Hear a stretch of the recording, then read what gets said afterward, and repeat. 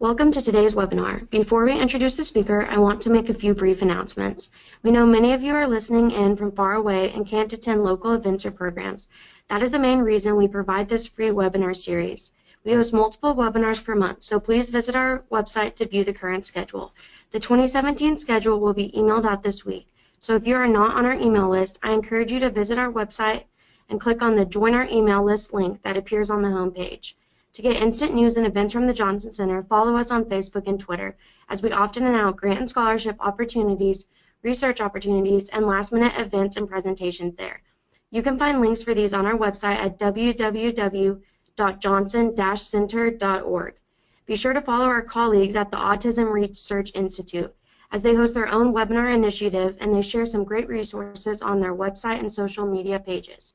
Before we begin the presentation, please note that questions may be typed into your control panel throughout the presentation, and time permitting, they will be addressed during the presentation. Also, for those who have requested copies of the presentation, we do not send out the presentation slides. However, we do post recordings of all of our free webinars on the Johnson Center YouTube channel. Please search for us on YouTube and subscribe to get full access to all of our recorded webinars. Now, please welcome our presenter, Amanda Tami. Amanda holds a master's degree in counseling psychology and has completed a recertification program in applied behavioral analysis. In addition to being a board-certified behavior analyst, Amanda is a licensed professional counselor. She has experience working with both children and adults on the autism spectrum and other pervasive developmental disorders as both an ABA therapist and a counselor. Amanda is pleased to be able to share her experience and knowledge in the Johnson Center's Behavioral Services program, giving her the opportunity to pursue her passion in helping children with special needs. She is as excited to help the children in the program and their families as she is about all that she learns from each one of them. Amanda comes from a unique position in her education and background to understand the challenges that clients and their families face, developmentally, behaviorally, emotionally, and systematically, to see the patterns and teach the skills needed to improve quality and functioning in all aspects of life.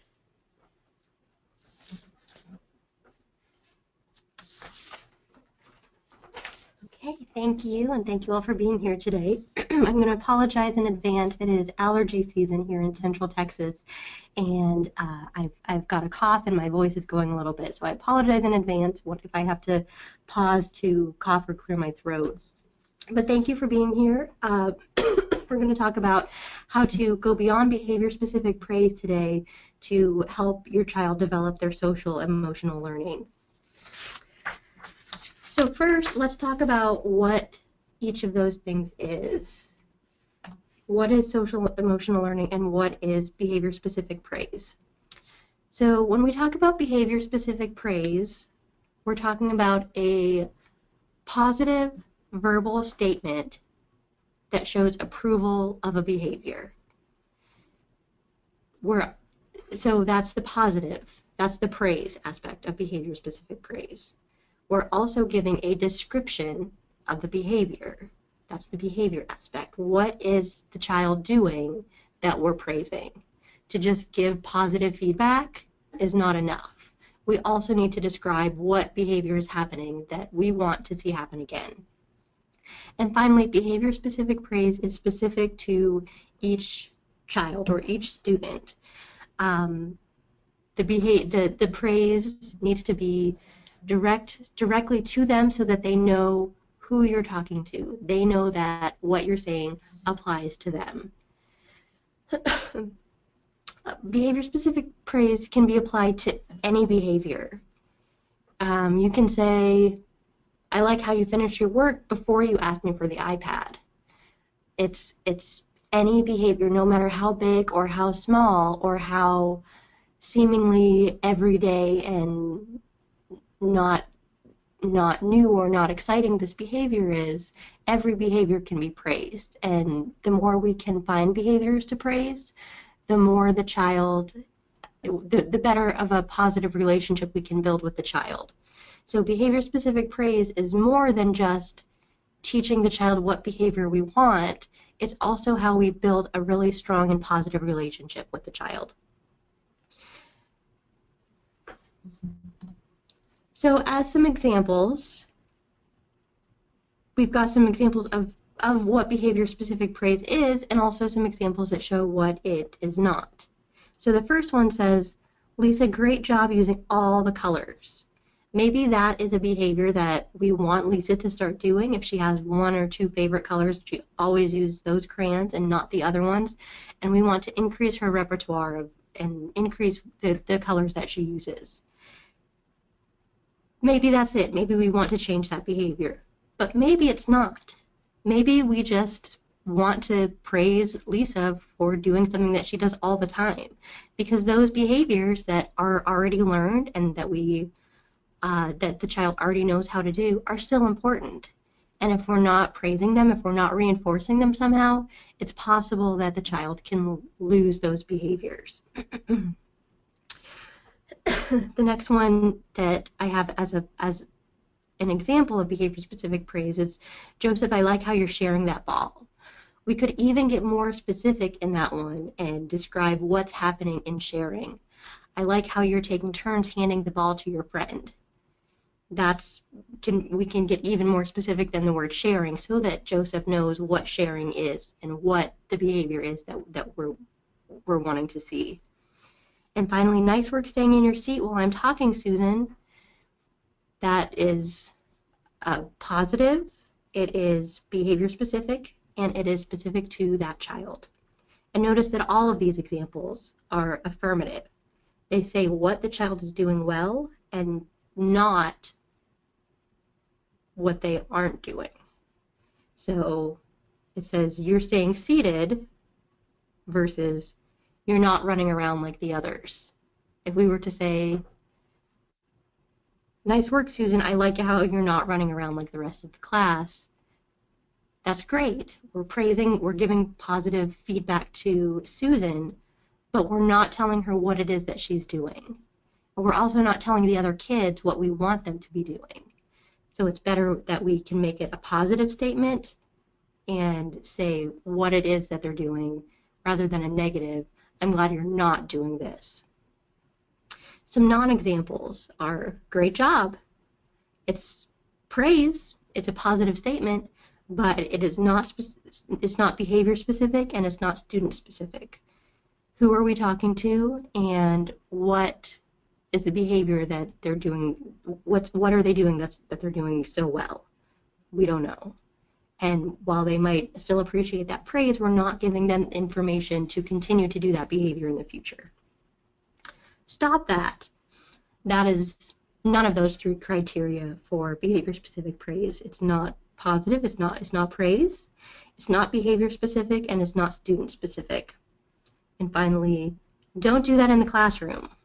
Again, it's not praise, it's not behavior-specific, nor is it student-specific. So those last two examples, stop that and don't do that in the classroom. Not only are they not praising the student for something that they're doing well, we're not telling them what it is that we want them to do instead. So if we just say stop that, okay, the student can stop, but what are they going to do instead? So think about that when you're giving praise, or even when you're redirecting or prompting.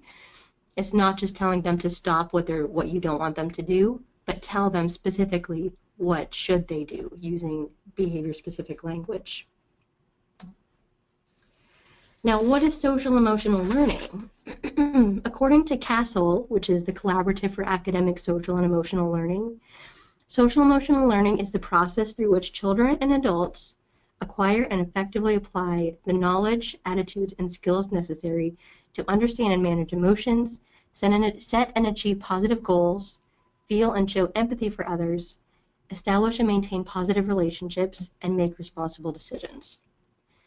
These skills, the ability to do this, the social emotional development, is essential for skills like self-management, self-awareness, empathy, cooperation, taking perspective of others, thinking through decisions before making a decision, relationship skills, positive social skills, social awareness. Social emotional learning is key for all of this. So today we're going to talk about how to use language to help your child develop social emotional awareness. We're going to talk about how to modify how we praise in order to develop social and emotional awareness. And we're going to talk about establishing family values and how that relates to social emotional learning.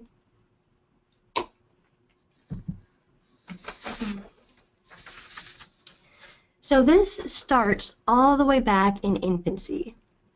Infants make sense of the world through their interactions with their caregivers.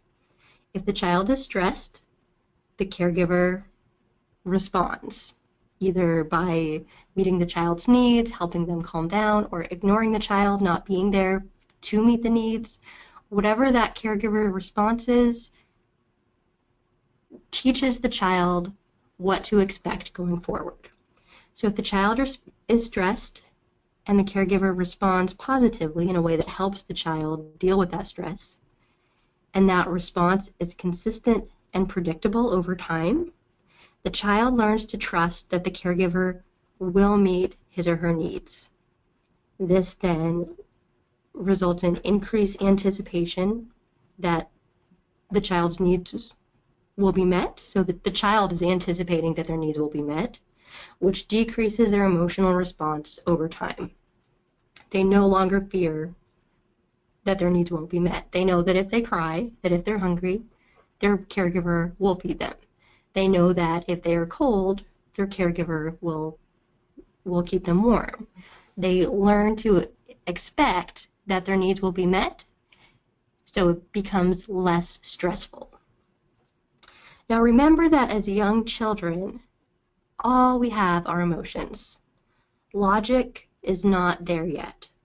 So all of our learning affects emotions and the intensity of our emotional responses. So in responsive caregiving, the caregiver reflects and validates the child's feelings and behaviors. This helps the child learn to regulate their emotions over time.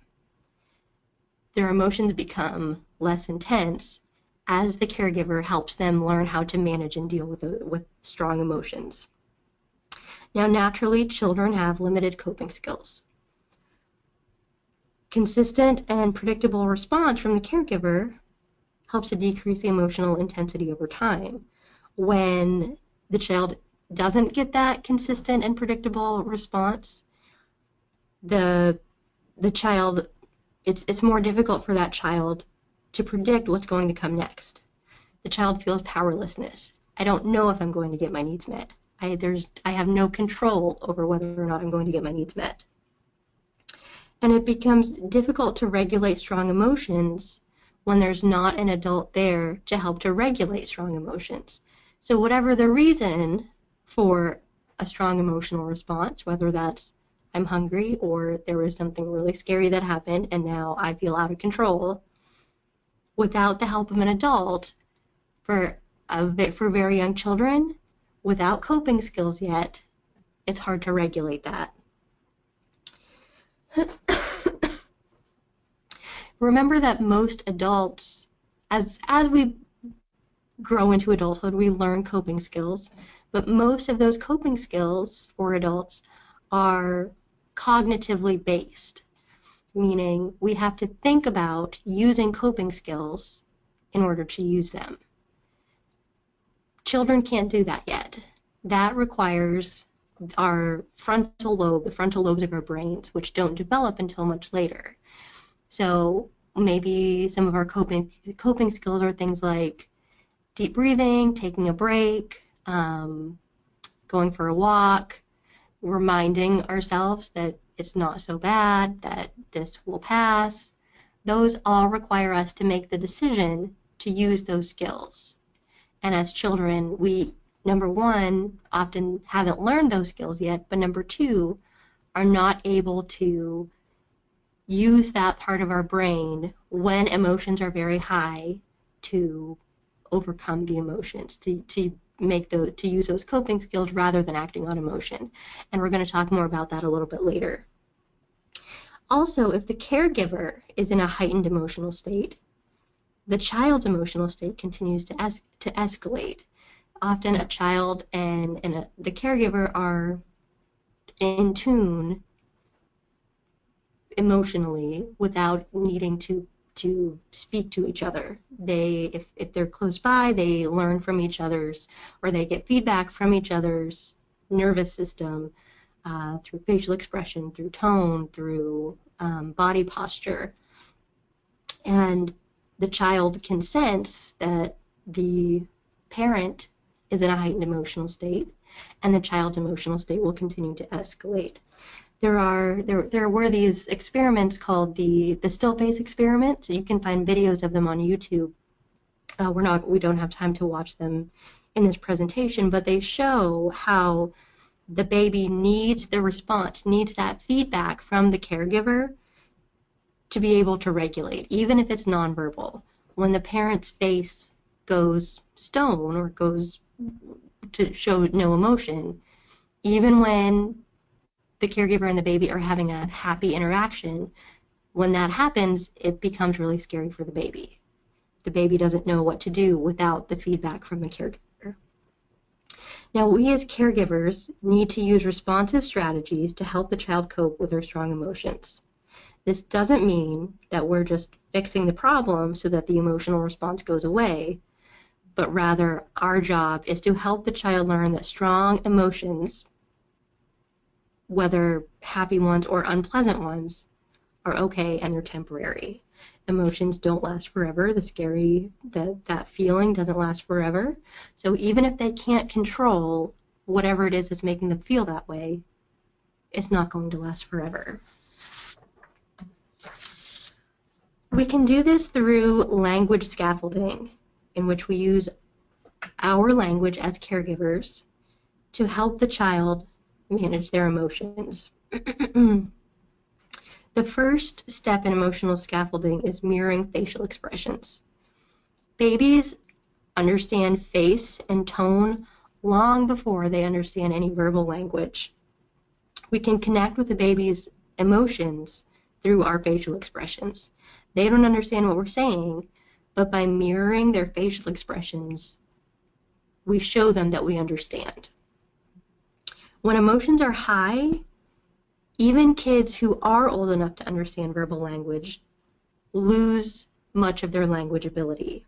Even adults do. Language is a really complex process, and it kind of goes offline when stress is high, when the fight or flight system takes over our brain. So although we can't process words when we're in this state, when we're in a very high emotional state, we can still comprehend nonverbal signals and others' emotions based on what we see in their face and by tone of voice. We still can understand what others are feeling, even if we can't understand what they're verbally saying.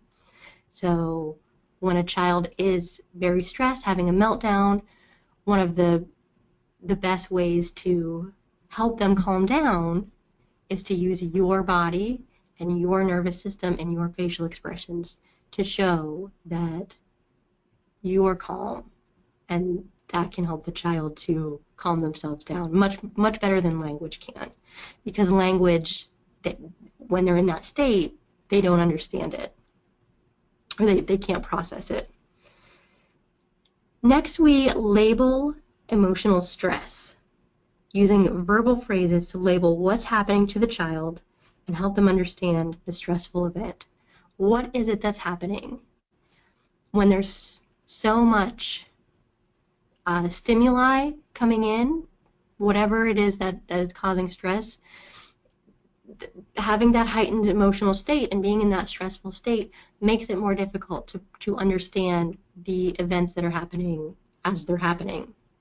So if we can label the events, label what the child is happening to the child right now, that can help them to understand what's happening as it's happening, make it less scary, make it less overwhelming to try to process everything all at once.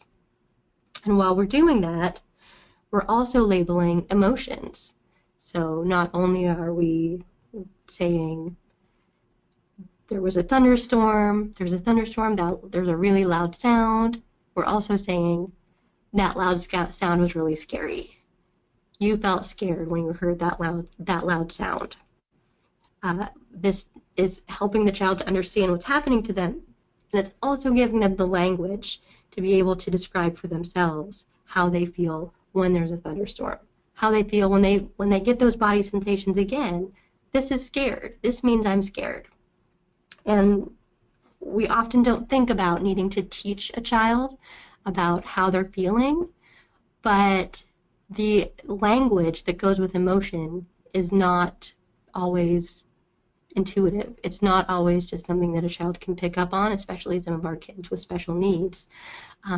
They need to be explicitly taught how to connect what they're feeling on the inside with the words to describe it on the outside. Next on the scaffold is matching your tone with their feelings. This, again, is similar to what I said before with the facial expressions. Tone is much more meaningful than the words we use.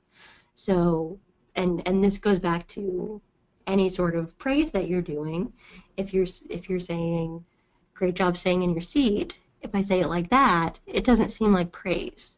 But if I say, "Great job staying in your seat," with excitement, it means a lot. It means something very different. So we can use our tone to help children, even as young as babies, understand what they're going through, understand that we get it, that we can that we understand what they're going through, and to teach them once they're old enough what behaviors we're praising and what we're not, just through tone of voice. We want to respond to a child's needs quickly and calmly. We validate, but don't dispute. What they feel is okay, no matter what it is that they're feeling. It might make you uncomfortable to see your child feeling sad. It might make you uncomfortable to see your child feeling scared. But emotions are emotions, and whatever they're feeling is okay. If we try to show them another perspective or dispute it and say, "Oh, it's not scary," when that happens, it's not scary, that it just invalidates what they're feeling. That doesn't that tells them that it's not okay to be scared and that they are wrong for feeling that way. So it doesn't actually provide any relief. Instead, it can make the child more stressed because you're giving them the message that they're wrong and they shouldn't feel scared when they do. There's no relief there. And finally, we maintain communication across the whole experience. Talk through what happened, what's next, what's the resolution. This helps to teach from early on that no experience lasts forever. They can and will get through it, even though right now it feels bad. So let's talk about applying this to a play interaction.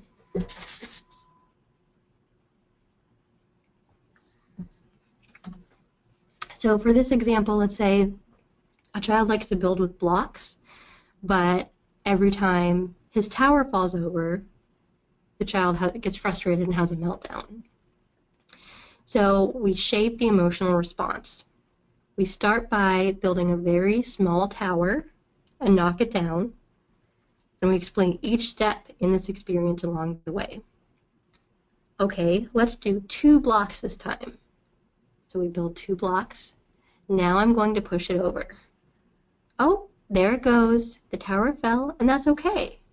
That was a little scary and frustrating, matching my facial expression with the tone, but we can build it again. Let's do 3 this time. So we now do the same thing, building a tower with 3 blocks. Now I'm going to push it down. Oh, there it goes. The tower fell, and that's okay. That was a little scary and frustrating, but we can build it again. Let's do 4 blocks this time. And we gradually build a higher and higher tower each time with the same result, knocking it down, the tower falls. But because the child has repeated exposure to this stressful event, but in much lower doses, and with the support of the caregiver to validate their feelings and show that even though it was scary, it was okay, or even though it was frustrating and not what he wanted to happen, it was okay. He doesn't get to the point that he has the meltdowns. He's had all this practice dealing with the emotions, knows what to expect, and the emotions are not so strong anymore. That doesn't necessarily mean that when it falls down again, it's not going to be frustrating, but it's not to the intense level of frustration that it leads to a meltdown. And by doing this over and over again, the child may get to the point that it's not frustrating anymore, that once it's still the level of a 2 or 3 block tower, he has the same response once he's at a 10 block tower. Language is a really valuable and critical tool for social and emotional learning. Children learn what they hear most frequently. They learn words for things and events that are of interest to them. So if you make your relationship with a child very supportive, very interesting, trusting, that child can better learn from you. And you need responsive caregiving to form this sort of supportive relationship. The type of caregiving where they know that their needs are being met, they know that whatever emotional response they're having, it's going to be okay, that you are there to help them through it. Interactive and responsive environments build language learning, and praise cultivates this supportive relationship while also giving the child positive beliefs about themselves within their environment. And that is really key for social and emotional learning. A fellow therapist here in Austin used a great quote one time that I would like to share with you. Children recognize their greatness only when we point it out over and over again. Children need to hear things frequently to believe them about themselves. So when we point out what they're doing so well over and over again, they can see it in themselves. So we've talked about social and emotional learning through language. Let's talk about modifying praise to incorporate that. The first point, the first thing to remember as we're thinking about how to use praise to teach social and emotional awareness is to praise in the moment that behavior is happening. Now, this may not be a new concept. If you have done any ABA with your child, you know that praising in the moment is the most effective. So we immediately identify, describe, and express positivity and appreciation for the steps and choices, no matter how large and small, that the child is taking.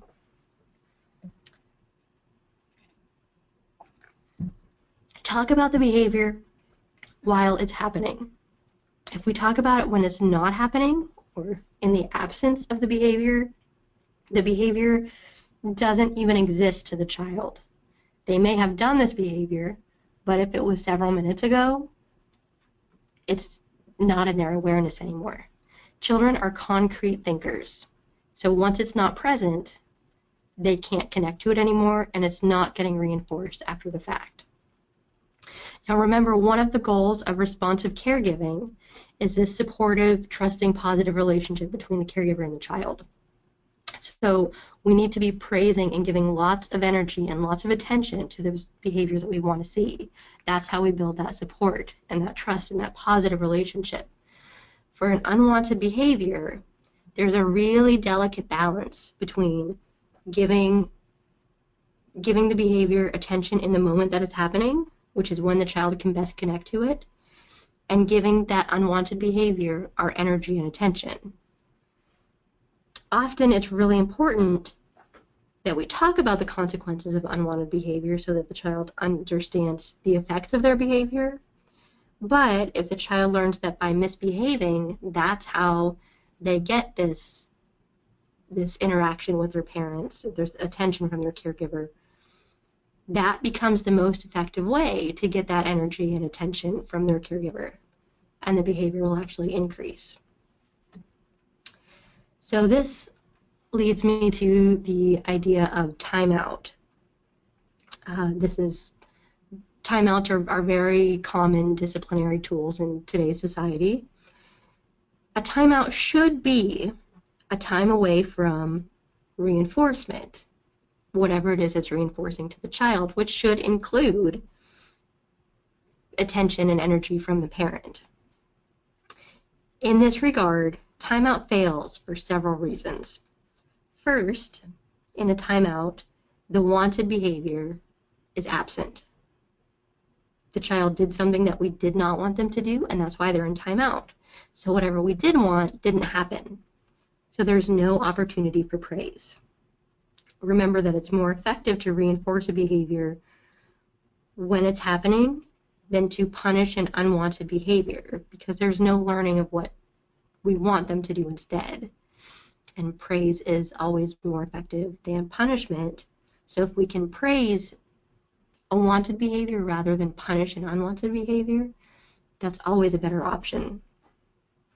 Second, we're taking the time to explain and talk about a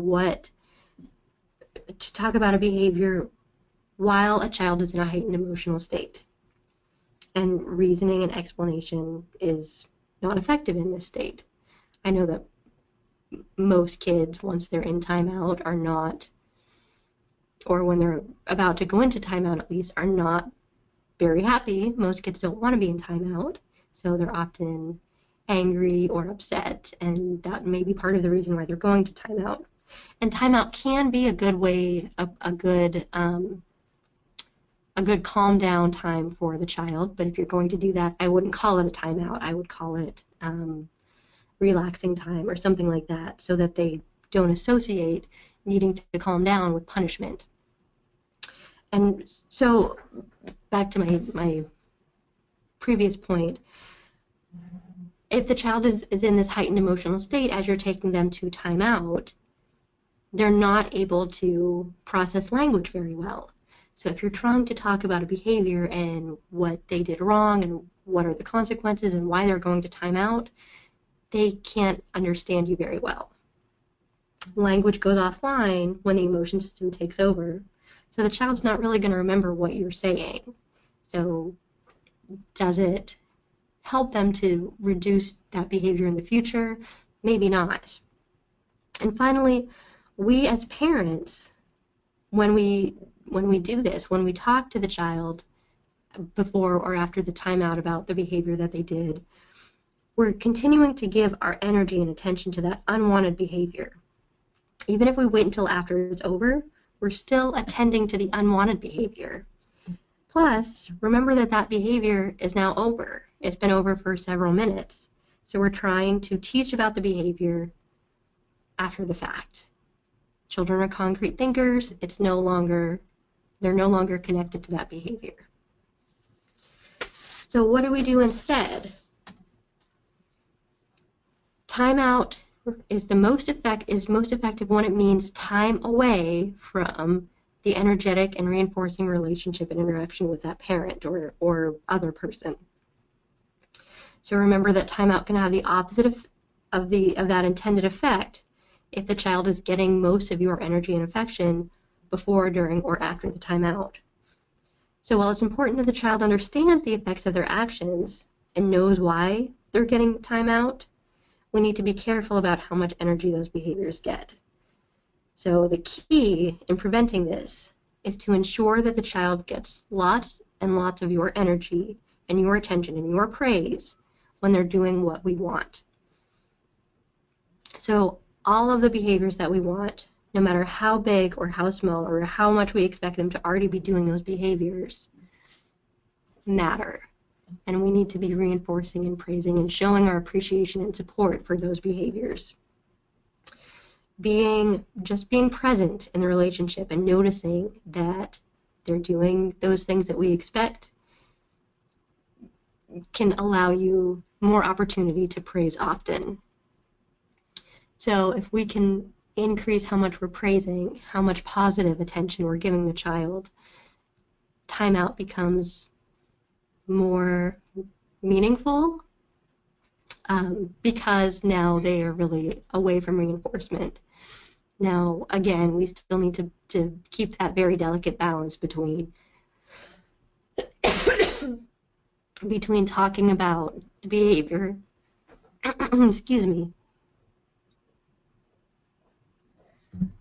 between talking about the unwanted behavior so that they understand consequences and not giving too much attention. We want to really give all of our attention to the positive behaviors that we want to see. Getting back to our strategies for using praise for social and emotional learning, next, and maybe most intuitively, we apply praise to social and emotional behaviors. So in ABA, we talk a lot about praising concrete behaviors that we're teaching or that we easily observe happening. But praise can also be applied to social and emotional responses. For example, Jess, I like how you use your calm body and calm voice when she took your toy. Notice that I'm still making it behavior specific to the child. It's a positive statement, and it describes the behavior. The behavior is just using her calm body rather than a concrete behavior that we might often think about when we talk about behavior-specific praise. Allie, really great job sticking with that assignment to finish it, even though it was hard. And this one I like even better because it acknowledges that it was difficult, but she did it anyways. So it's behavior-specific. You stuck with it, even though it was hard. It's specific to her, Allie, and it is positive. Really great job. And Jacob, I'm really impressed by how much encouragement you gave your friend. All of these are just simple examples of types of behaviors that we would consider social and emotional learning. Giving encouragement, sticking with an assignment even though it's hard, using a calm body and calm voice to communicate even though you were upset. That shows social and emotional development. Each of those things does. Next, give a reason. Why is this behavior important or worthwhile? Why should they do that? Why should she keep a calm body and calm voice when she asked for her toy back? You might, and thinking about giving a reason, think about why is it worthwhile to that child, and this will be different for every child. The reason that you as an adult find a behavior valuable, why it's worthwhile for you to use it, might be different from why a child wants to use it. So you might say, when you ignore distractions, you get more of your work done. And when you get more of your work done, you get more time to play after school. Or when you let your friend use your cars, they'll want to play with you again later. If the child wants to be able to play with other kids later, then sharing your cars is really valuable if they understand that that's what is going to get them. So think about a child's self-interests. Depending on the child's abilities in cognition and social awareness, their self-interests may be the best way to connect it. If they're really wanting to make friends, if they're wanting to increase their social experiences, then this can be applied more broadly.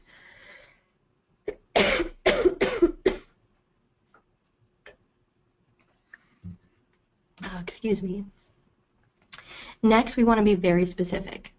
We've already talked about how behavior-specific praise needs to be specific, but now let's talk very specifically. Get down to the body parts. Keep your eyes on the paper. You're keeping your eyes on the paper, holding the pencil between your thumb and your two first fingers. You're saying the words while you're writing them. You're using the paper, or you're using your hand to hold the paper. You're taking your time to do this assignment. Get very, very, very specific. For some kids, praise makes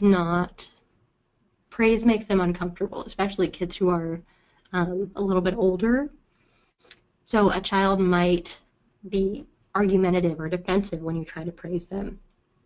If you can define that specifically, what they did to make you think that they did this behavior that you're praising, they can't argue with it. So if you say, you did a really great job on your homework assignment last night, they could say, no, I didn't. I did badly. But if you can say, when I was helping with your homework assignment, I noticed that you kept your eyes on the paper and you said the words while you were writing them. That tells me that you did a good job. The child can't argue with the fact that they kept their eyes on the paper and they said the words out loud, that they did. So if that's how you need to show them that, if that's what you need to do to connect that this is what they did and this is how you know they did the behavior, then that's going to help them to understand that you're seeing all of these things that they're doing. And then our next topic, but I'll mention it now, is to describe what was happening and what it says about who the child is. So the child doing these very specific behaviors, what does that mean about them? And those are value traits that is going to be our next topic in a few minutes. Finally, I want to talk about praising the process. What are the behaviors that allow a child to complete a goal? So the end result, or the behavior that we're seeing, that we want to see and we're praising, is not always the most important thing. Sometimes getting to the point that they can use that behavior, or that they stuck with that behavior, is even more important for social and emotional learning. For example, I'm so impressed that you stuck with it even though it was hard. I can see that you're dedicated to your work. So she maybe finished the assignment, but more importantly, and what we want her to learn, is that even though it was hard, she stuck with it to get to the point that she finished it. So praising the process. What is it that is allowing the child to get to the point that they can meet a goal? That they can get to the point that they're doing the behavior that we want to see. And sometimes that is much more important than that end result. So now we know, we've talked about modifying praise. So now I want to just take a few minutes to talk about how this relates to our family values and the value traits that we want to teach our kids. So part of social and emotional learning is the child's learning of the core values through which we might try to teach our kids to live their lives. Everyone has, whether we're aware of it or not, a set of values that teach us, that tell us what is right and wrong, what kind of behaviors we want to see and what we don't, what kind of things we'll tolerate or not. And these values are taught to our children indirectly through what we praise them for or don't praise them for, what we encourage them to do or not. And we want to think about how their behavior in this moment connects to one of the values that we're trying to teach them. What does this behavior say about him or her as a person who we want them to become?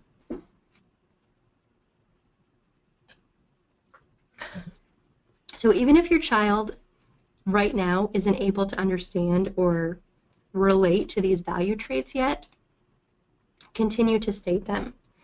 You'll still be reinforcing behaviors that represent those values, whether the child understands them or not.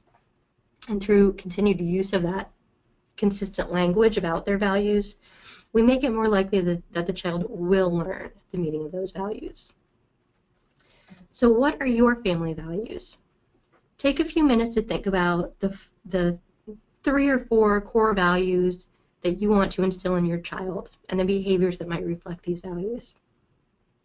This is a list from the Barrett Values Center.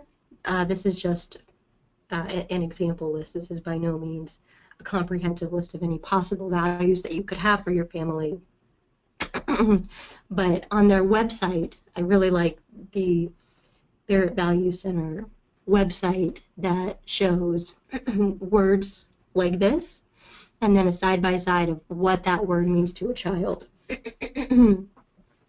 So something like accountability to a child means I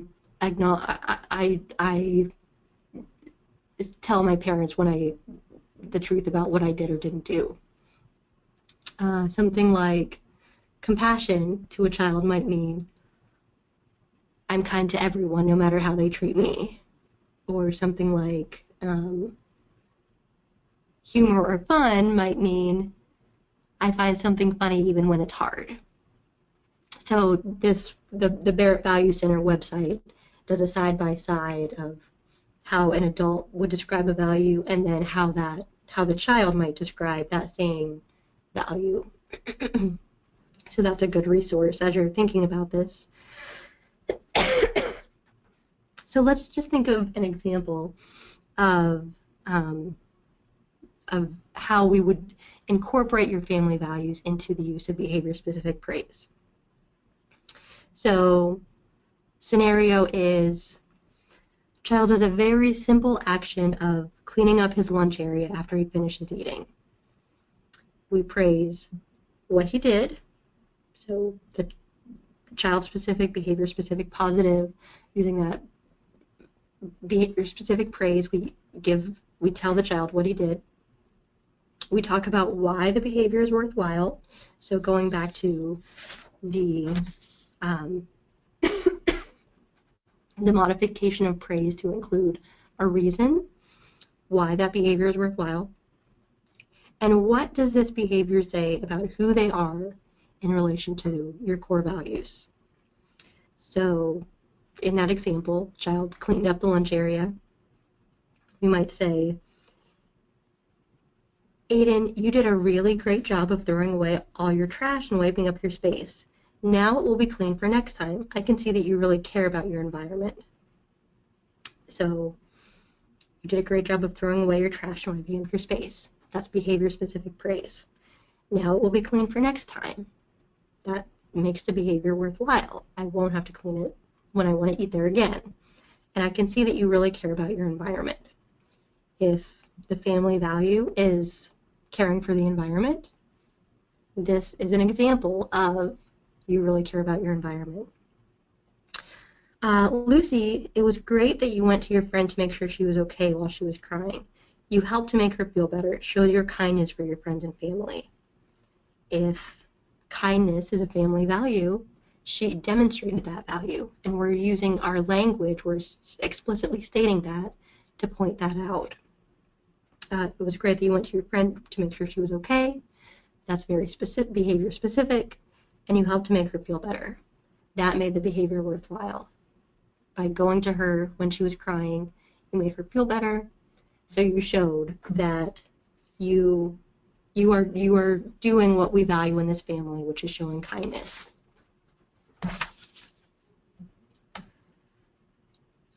So I'll summarize very quickly.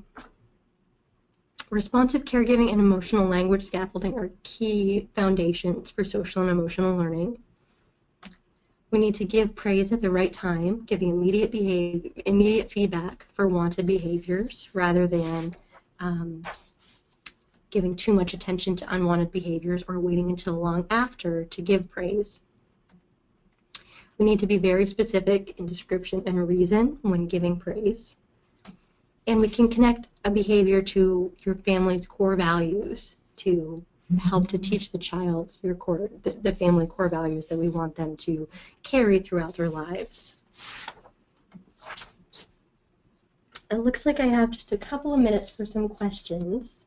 So let me pause while I gather the questions.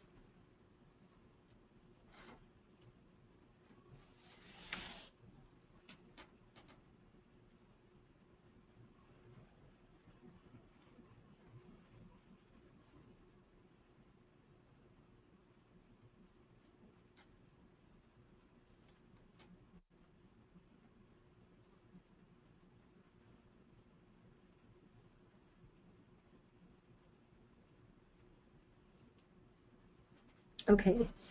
My first question is, when do you start teaching social and emotional learning? It is never too early. Even in infancy, as we talked about, babies have an awareness of facial expressions and tone of voice, and babies learn language through the language of their caregivers. The bigger vocabulary we use around our babies, around our children, the bigger of a vocabulary they grow up to have. So if we can start as early as infancy to teach the baby about emotional language, to connect with them non-verbally through emotions, we're already teaching them social and emotional learning. If you didn't do that when your child was a baby, that's okay. There is never a time that is too late to start to use some of these strategies to teach them social and emotional learning. There's no right or wrong time for it. In those same strategies that we might use as for our babies, with the facial expressions and the tone of voice, continue to be effective no matter how old our children get. Let's see. Okay, in talking about family values and the core values that we just talked about, how many family values is too many? So I guess this is as you're sitting down and thinking about what your family values are, how many should you have? I would say 3 is ideal, 3 or 4. You can do more than that. You can do as many as you would like, but it's really hard to teach multiple. If you have 7 or 8 values that you're trying to teach your child, it's really hard to do that. You may need to prioritize and decide which values are most important right now that are most essential that they learn, and then add in the other ones once they have started to once they have started to demonstrate the values you've already taught. You can start to add in some other ones, but do continue to reinforce the ones that they've already are showing that they are learning. And the family values is it's an important and worthwhile to exercise to do with your family, to sit down and think about what's most important to everyone. Like I said, everyone has these values, but we're not aware of them. But they're there. We have these values that guide us in our everyday lives, but we're not aware of what they are. And it can be difficult to figure out what they are, and I would encourage you to sit down and try to figure that out, and what's most important to you, and what's most important that your children learn and demonstrate as they grow up, the kind of person that you want them to be, and what's most important in the person that they become. Someone asked about social and emotional programs in schools. I have to be honest, I don't know a whole lot about the specific curricula that schools are using.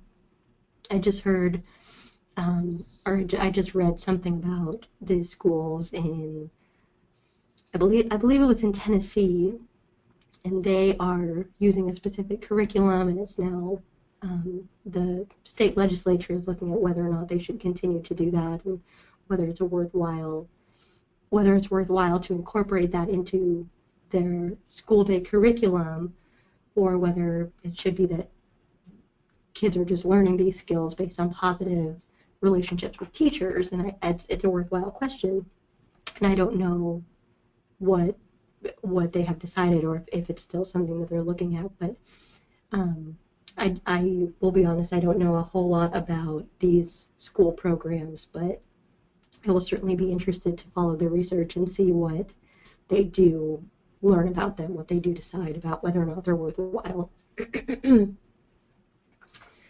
And at this point, I'm going to wrap up. Please follow the Johnson Center on YouTube. All of our webinars, including this one, are accessible on YouTube. So this one will be available to you at any time you want to refer back to it on our YouTube channel. You can also follow the Johnson Center on Facebook and Twitter, sign up for email notifications, and contact us with any questions about this webinar or future programs or any of our services at info@johnson-center.org or at 512-732-8400. There will be a certificate of attendance available for this webinar if you need it. You will be emailed a short quiz with just a couple of questions, and when you reply to those few questions, you will receive a certificate of attendance by email. I want to thank everyone so much for joining me for this webinar today. It has been my pleasure, and I hope that you will join us for our future webinars and all our other programs that we offer. Thank you again, and my apologies for my voice these past couple of minutes. Have a great day, and please join us again in the future.